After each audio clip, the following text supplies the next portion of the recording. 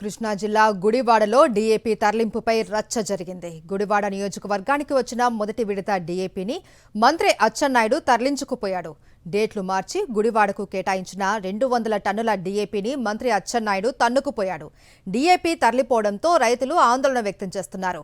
DAP కొరతపై వ్యవసాయ శాఖ అధికారులతో గుడివాడ ఎమ్మెల్యే వెనిగండ్ల రాము సమీక్ష నిర్వహించారు. గుడివాడకు రావాల్సిన డీఏపీ డేట్లు మార్చి శ్రీకాకుళానికి పట్టుకుపోయారు అని ఎమ్మెల్యే వెనిగండ్ల రాము అసహనం వ్యక్తం చేశారు.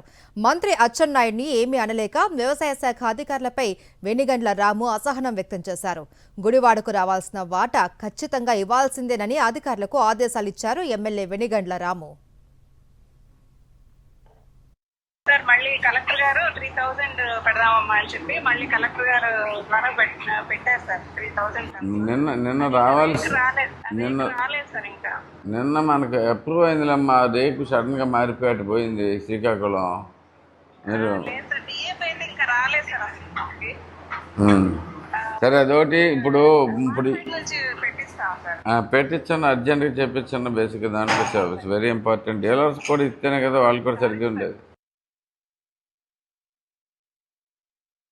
సార్ మళ్ళీ కలెక్టర్ గారు 3000 పెడదామమ్మా అని చెప్పి మళ్ళీ కలెక్టర్ గారు ద్వారా పెట్టారు సార్ 3000.